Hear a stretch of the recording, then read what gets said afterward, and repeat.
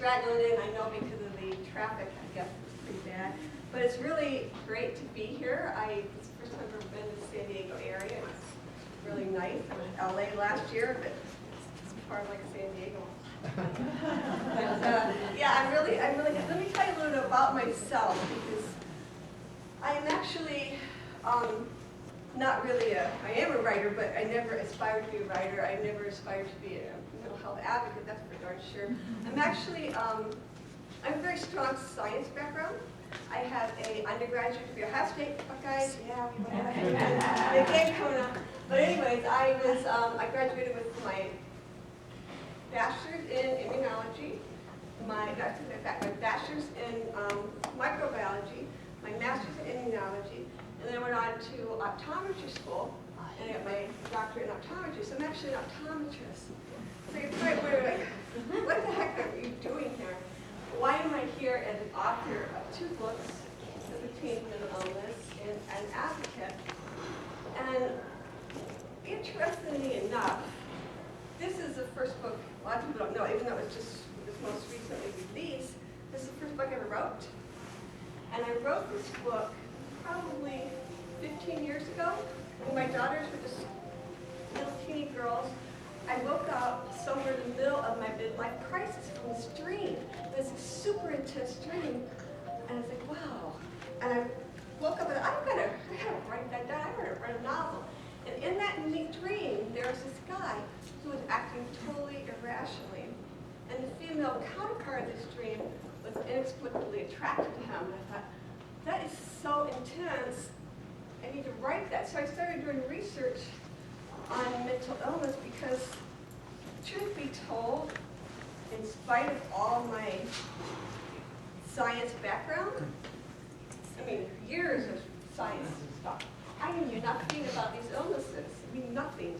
So I started doing research, and this book is about Reese. He's a Cornell professor, and his battle with schizophrenia. And I picked schizophrenia because it seemed to be the most stigmatizing of those illnesses.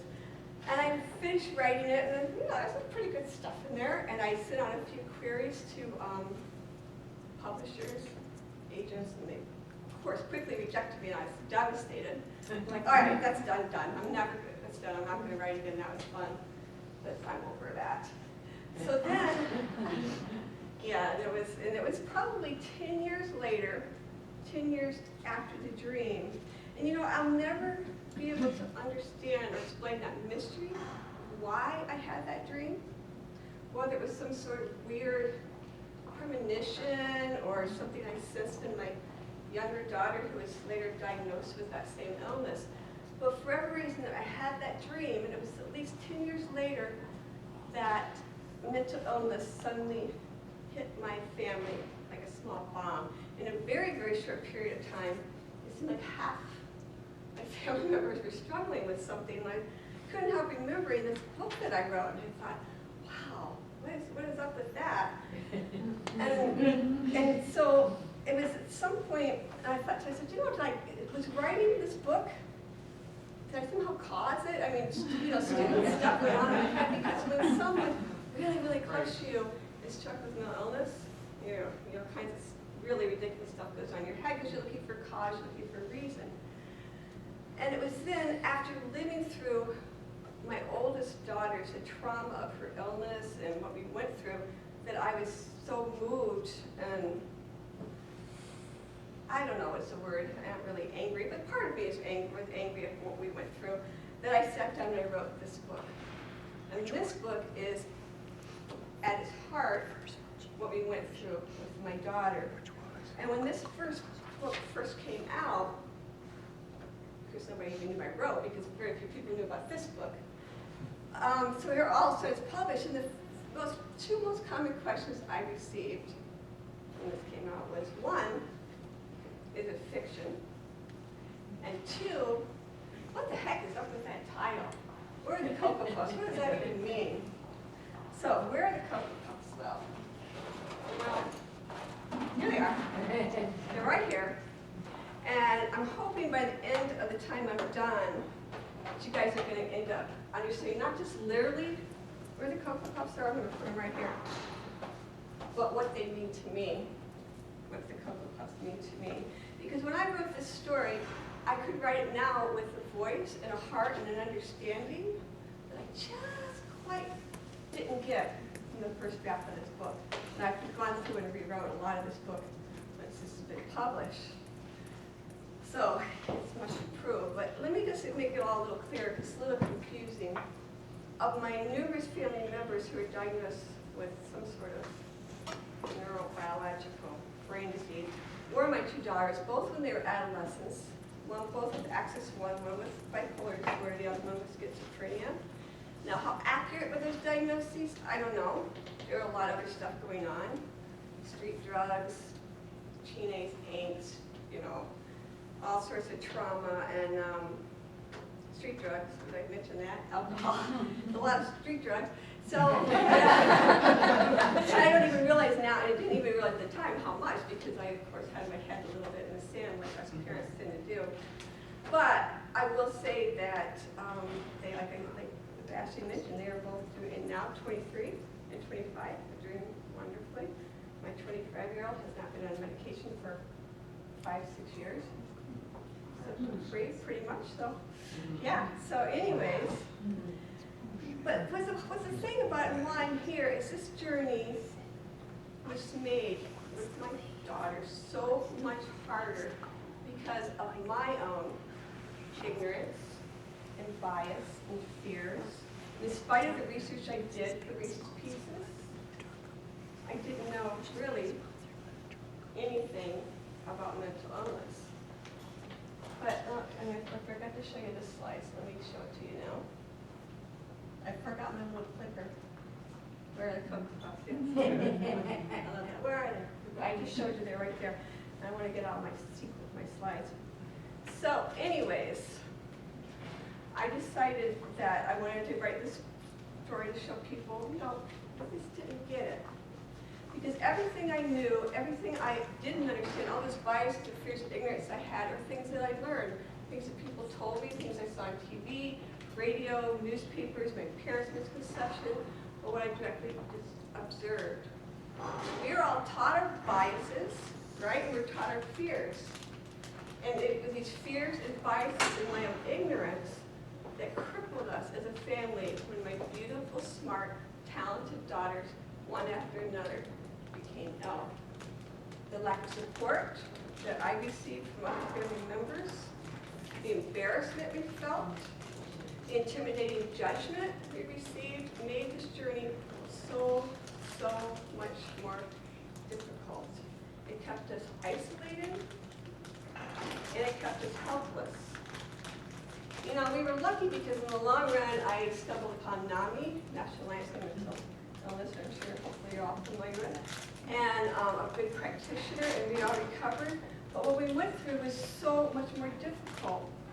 And at the time, those few friends that I was brave enough to talk to tell them what was going on in our household, the two most common things I received was one, anger towards my child, which was actually very hurtful and certainly not helpful. And the other thing I got a lot was, oh, you and Paul, you're such nice people. You don't deserve this. You're such good people. And I thought, oh, they're right. We don't deserve this. And at first I thought, you know, that I really kind of embraced that. But the more I thought about it, I came to realize that these words, these well-meaning words, are really the core stigma. Because it insinuates that there are people who aren't good, who aren't nice, who deserve such a thing, that there was blame to be had, and that there's something I could or could have not done. And there's some sort of thing, maybe, just maybe. And it's this stigma, that I believe seriously delays what is needed to move out of the anger, despair, and into recovery. Like with any sort of crisis, whether it's the illness or a fire or something really simple like stubbing your toe, it's normal for anybody to go through those disbelief, anger, despair, grief, and into ultimate acceptance and into recovery. And the faster you do this, the faster you get to that point where you can recover. And I believe that when you're dealing with mental illness, that it's the stigma that greatly slows down that process of moving into recovery. So let me talk a little about the difference between empathy and sympathy. With sympathy, there's a little bit of pity, judgment. Oh, you poor thing. I feel so sorry for you. But in their mind, they're thinking, I'm sure glad I raised my kid right. I'm sure as hell glad I didn't marry him not. Thank God my mother wasn't a crazy woman. And then that insinuates judgment and culpability. And it's this culpability that bogs down the healing process. And not just for the individual, but for the entire family. What we need from our human community, when I mean human community, I mean our loved ones, our neighbors, our friends, our co-workers. What we need is empathy. The ability to put ourselves in someone else's shoes. Passion, understanding, good solid health, casseroles, Right. We need that, When someone you know is suddenly diagnosed with cancer, we get it, right? We drive them to chemo, we make them muffins, we put ourselves in their shoes and say, what would I need? What do they need? What can I do? And instead of showing pity, oh, you poor thing, we show empathy. What would I need if my hair was gone? And I think that person, they draw from it and they get straight from it, and regardless of their outcome, they go through that process knowing they're not alone. But what about with mental illness, which affects up to 25% of our population? When we hear that Tommy down the street is in a mental hospital, what does it conjure up? Shame. It conjures up shame, and it conjures up judgment, and it conjures up fear. Fear. This is what someone told me about fear. False evidence appearing real. Fear. And I believe that this is what we have when we're talking about mental illness. There's been a lot about fear lately in the media. It's not been that many months since our most recent mass murder from somebody who was undiagnosed, untreated, and failed by the mental health care system. And I know that Barack Obama is trying to do things to make mental illness more on the forefront, but let's face it, the whole medical health care is in shambles, and the mental health part isn't going to stay in long run. We're all doing cuts. I know in New York, there's lots and lots of cuts. They're closing a lot of the hospitals. They're kind of consolidating. A lot of people are fighting that, but it's a big problem. But let's talk a moment about what happened in Arizona, January 2011. Jared Lofton. There's no doubt that Jared Lofton was failed by the mental health care system, but I think he was ultimately failed by his human community. And if you looked down here around the golf course, you looked over the ocean, you saw someone drowning. I don't think anybody here, even if they didn't know how to swim, would walk away. So if you didn't know how to swim, you'd try to find some way to help that individual. But Jared Lofton, he drowned. He drowned. And they took this boy, because it's hard to remember, but he was a boy. And, sorry, they took this, right, his first picture, and they took this picture, Time magazine, and they demonized him. Remember this magazine? Time magazine. And why? Well, because fear sells, right? Fear sells magazines, sells newspapers. And we got rid of that picture because this is the picture we saw a little bit of. This boy, this sick child. And then this picture is my favorite picture.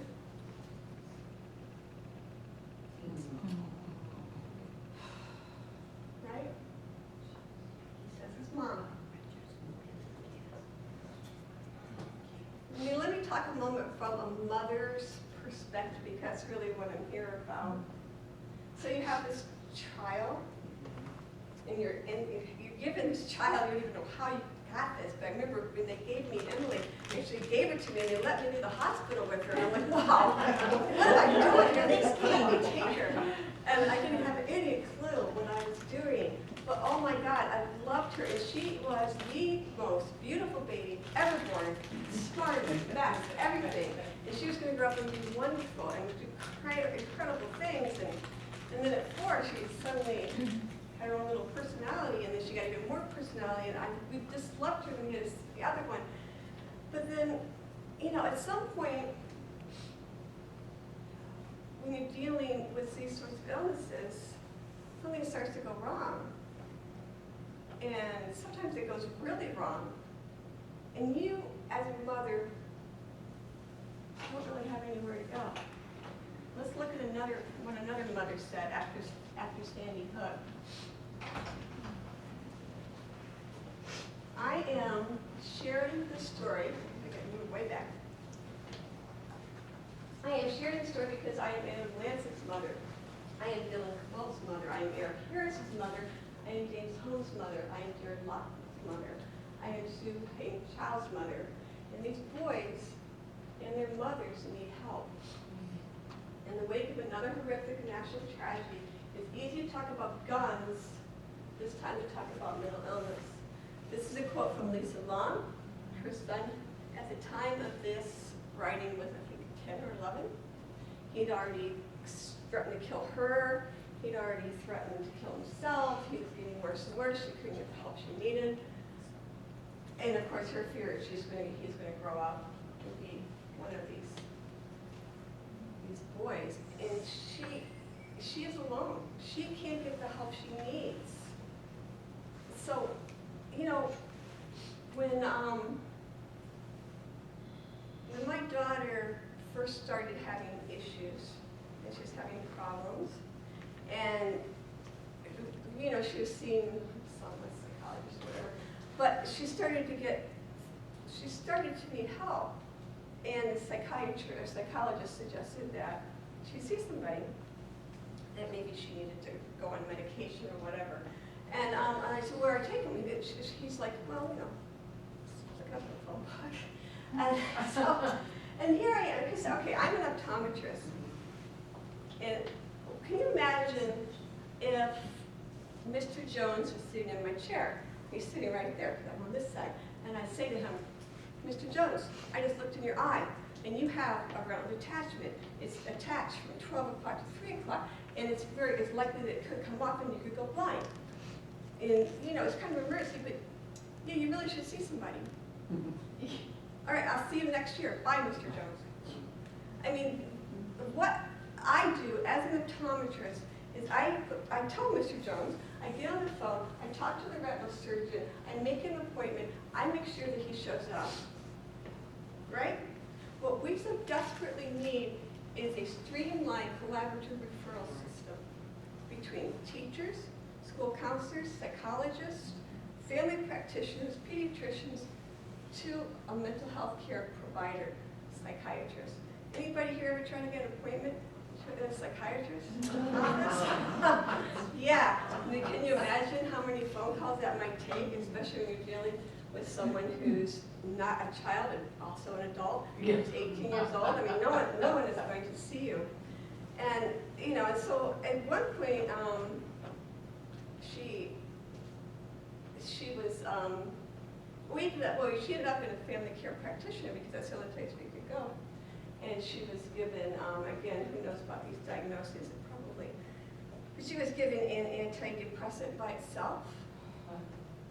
And everybody here hopefully knows what that happens to that person. We have a family tendency if it's in your family. And even though the psychologist got on the phone to the family practitioner and said, she shouldn't be on this medication because blah, blah, blah, and the family practitioner, I'm not listening, And here's my daughter wanting to feel better. And so we can all imagine how that went. And so she ends up suicidal. And so I call a psychologist because I have nobody to talk to. I'm going to call. And he told me, it's 10 o'clock at night. And he said, you should take her to CPAP. I'm like, well, what's CPAP? She goes, just look it up in the phone book. Oh my And, God. yeah, CPAP it turns out to be our community emergency psychiatric place. But I didn't know what it was. And anybody ever try to look up a phone book at 10 o'clock at night when your daughter is? Right. Yeah. So again, this is the sort of stuff that I had to go through with. And it all comes back to just fear, right? And I believe that's what we have, because we don't seem to have the understanding. What we are living with right now are hundreds of years of false evidence. We have demonic possession, witchcraft, voodoo dolls, poor parenting, trust me, I got a lot of that, weak spirit, Freudian repressive garbage, instead of the reality that these are no-fault neurobiological brain disorders. I even made a slide. Because, the brain, I don't know at what point the brain got taken out of the body. Yeah. From the research I've done, I do reviews for on New York Journal of Books, and they send me all these books on, there's one, the Book of Woe, about the DSM-5, and do a lot of that sort of stuff, the brain, a lot of stuff like that. Just send me, so they want me to read these. And so, there's been a lot of talk about this, where this started from, and I can understand part of it's Freud. At some point, that brain got removed from the body, and it was mother's fault, somebody else's fault. But when I don't understand, the brain is an organ, like the heart is an organ, and things go wrong with organs. And there's a little bit of a push now, if you read some of these books that they've been asking me to read, to sort of break away from because they're not finding genetic markers, because they're not finding things fast enough, there's a little push to go back to this Freudian, let's blame nurture versus nature. And I think we all have to be a little cautious of that, because it seems to be with some of the stuff I've read lately, because I really truly believe that the science hasn't caught up with what we're doing. Because things go wrong with the heart. If someone you knew was dying of heart disease, you wouldn't go up to that individual and say, if you worked a little harder, you could cure that congestive heart failure. What the heck is wrong with you? But people who are depressed, chronic depression, told all the time, what the hell is wrong with you? Pull up your bootstraps. If you work a little bit harder, you can cure that silly problem. And although we are almost at the threshold of medically understanding, and we're not even at the threshold, we're almost there, we are still basing everything we know, our understandings, our biases, our feelings, our judgments, on these hundreds of years of false evidence. And that is the root of stigma. And I think one of the keys to fixing this is early detection, is going into these prodromal stages early. Like my younger daughter, her family, or her doctor, the psychiatric nurse practitioner actually, asked her once, I was in the room, when did you first sort of have symptoms? Just tell your mom. And she said, well, I remember, this is way before there's any street drugs involved. She said when she was in probably 2nd or 3rd grade, she was sitting in her class, and she'd go, iron wall, iron wall, iron wall, because she was having all this stuff flooding towards her. All of a sudden, so she'd pretend there was an iron wall so she could pay attention, because she was having just so much coming at her. And so when you get somebody, when they're that young, maybe they have a family history, and you start talking to them, you teach them mindfulness and yoga and relaxation. I am not talking about giving children medication. What I'm talking about is talking to them early and having it not be breaking down this fear. When my younger daughter started having symptoms, when she started feeling a little paranoid, when people were talking about her, when the printer was printing out paper and it sounded like it was saying words, or she just knew that everybody was against her at school. She started having these feelings, and she said to me, I remember I had E. Fuller Torrey's book, Surviving Schizophrenia. It's actually a book I used to research this. I also have his other book, Surviving Manic Depressive Illness. She was laying in her bed and she was reading Surviving Schizophrenia. She's like, "Holy Mom, I have this. This is me." And anyways, she asked for help very, very quickly. The reason she asked for help was one, because I was already a NAMI member. I talked openly about it. She'd seen what her struggles her older daughter, her sister, had gone through. And so she got help quickly. She got relief quickly. Second medication worked, still working. So, but what about a kid who doesn't have an older sister or mother or brother, or the mother or brother doesn't talk about their illness? What about them? How do we do that? Well, this is where what I think comes in, is sharing our stories. What we don't hear about, what we hear about is Jared Law. What we don't hear about is innumerable people who are living quietly and quite successfully with these illnesses. There's not, I've talked all over the country, and I do this little thing, and I encourage people, share your stories, not just with each other, because we're all preaching with the choir, but with your neighbor, because if you tell your neighbor, I can't really do this because I'm really having a bad day, I had struggle from a mood disorder, whatever, your neighbor's probably going to say, my brother has that, or my sister has that, or I have that. And the more we talk about it, the more we share our stories, the more we're not ashamed, the more it's going to break down that fear. And it's really hard for me because this is where I have a big issue, because my older daughter isn't really down with what I'm doing here. She doesn't like it. She doesn't think that she thinks she was unfairly diagnosed, unfairly given a label, and that I am pretty much going around telling lies, which is not true. But I see her point, and it puts me in a really hard predicament, because I truly believe that I need to go out here and talk about this, because we went through such hell. And then again, I have to respect her. But why does she have that fear? She has that fear because she's afraid that people are going to judge her. That 6, 7 years ago, she had a problem when she was 17. She's 25 now. Gosh, 60, she's great. So it's really, really tough. So, we all have stories, and we all need to go out there and share them. And I personally feel that, fiction has a role to play in this, because it humanizes, it puts a face on mental illness, and it tells people stories that these people who are dealing with this are real people, and they have real lives and hopes and dreams. And, that's the main focus is recovery, because people do recover. And I think a lot about mental illness is people don't believe that there is recovery. People who don't know about mental illness, mental illness, people who are mumbling on the streets, people out there killing people, those are people who are sick. Not the person that was standing right next to me and living a very fulfilling life. And that's why I do what I do. And hopefully someday my daughter will understand it. Because it's hard for me to get up here and share my story, to risk the ire of my daughter, which I love, both my daughters, and to write the books I write. But I want to write books that entertain, that people pick up and go, cool title, neat cover, I wonder what it's about.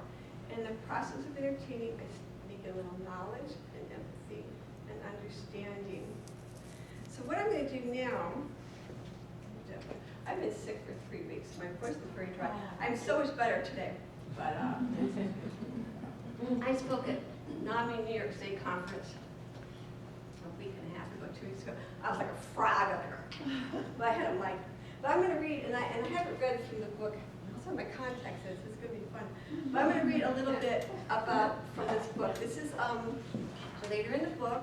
This is after a particularly tough night with the daughter. And the mother is, Carol is her name. She has gone to the grocery store. And the daughter has had to be taken away by the police, and she is,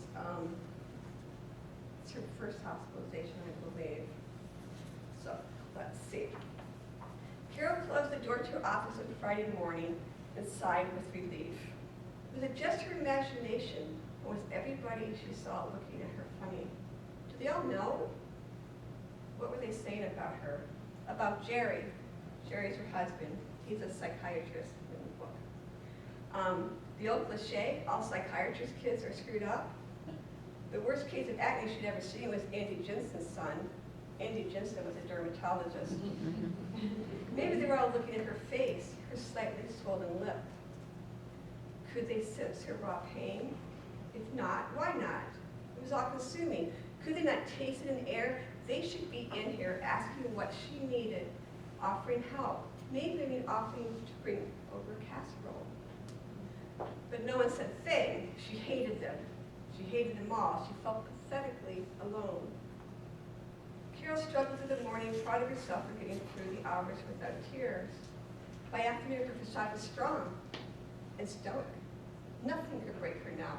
She'd been to hell and back. She was amazing. She could get through anything. She walked confidently to her car at 5, smiling at all the people she knew. They smiled back. They liked her. She liked them. She hadn't stopped at the store since they were practically out of just about everything. She decided to go to the Price Chopper off Union Street rather than her usual store. The first few aisles were fine, even pleasant. She didn't see anyone she knew, and nice music was playing through the store. She was sipping on decaf latte she purchased from the coffee shop and was munching a cranberry scone. She didn't know this store as well as the one closer to her house. She was finding everything okay. She turned down the cereal aisle and realized they were all out of Cocoa Puffs. She made one quick pass down the row and didn't see it. She backtracked and made a slower, more careful search. Where was it? How could there not be Cocoa Puffs? She looked around. There was no one to help her. She searched the shelves again and felt her facade begin to crumble, to cave in, to collapse. Oh dear God, where are the Cocoa Puffs? She managed somehow to make it to the checkout and to her car, and she sat there a moment breathing hard and trying to prepare to drive. She caught a glimpse of her reflection in the rearview mirror and was slapped with pathetic self-pity. She wept, hiding her face from people, rooting up to straighten her car, and she wept without pause. So that's a little bit of an explanation of the title of the book.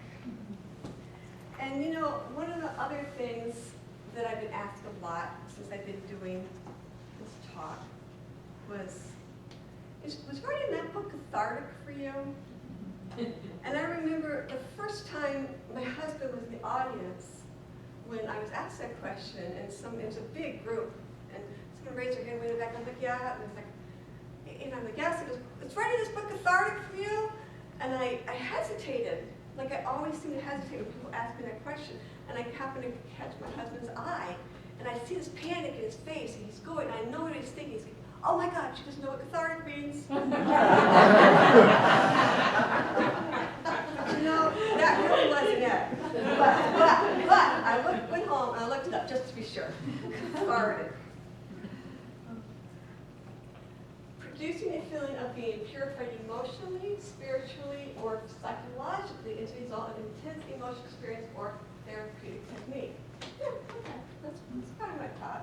Then I looked up number 2. Having a permanent effect on the bowels. yeah. And I think that when dealing with the insensitive and unsure sort of characteristics of these illnesses, maybe this adds a little bit more. But I'll tell you, what's really cathartic, although writing this book was wonderful and horrible, what's more cathartic for me is this. With everybody I meet, with every story that's shared to me, with everybody who comes up to me afterwards, although this part probably is when they come to me and say, don't tell anybody, but because I work for NAMI, but I want you to know that when I was in high school, I spent 2 years for 2 weeks in a mental hospital. Don't tell anybody, I said, that's okay. And I'm like, no, you're the one who's supposed to go tell people. But anyways, what's more cathartic for me is this, that with every presentation I give, with everyone I meet, I'm spiritually, psychologically, and emotionally purified. So, so where are the Cocoa Puffs? Well, they're here. They're right here.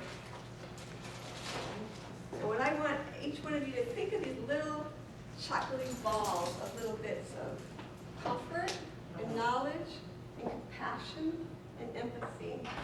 The answer to where the Cocoa Puffs is lies with all of you, with all of us, with sharing our stories, with going out there, with telling people, you know, it's okay to be a little crazy. What's not okay is to be afraid, to be ashamed, to not seek the help you need because of this fear of these hundreds of years. We have to break down that fear and don't get tied down with scary labels. You know, speaking of labels, no, not mad cow disease. It's called nudism.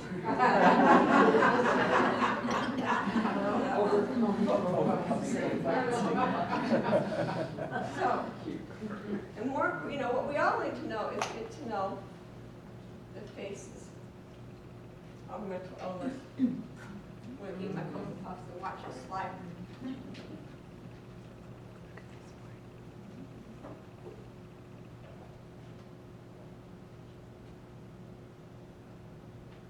Are really, more importantly, the faces of recovery. These are the faces of recovery.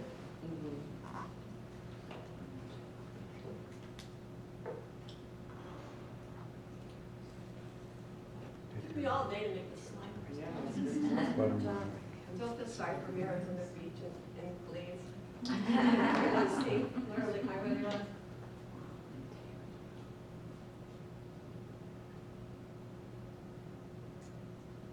These are our friends, their neighbors, our brothers, our sisters, our coworkers, our husbands, wives, our parents, and our children.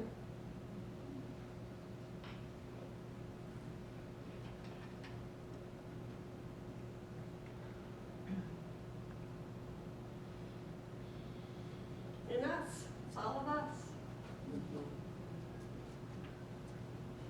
Thank you.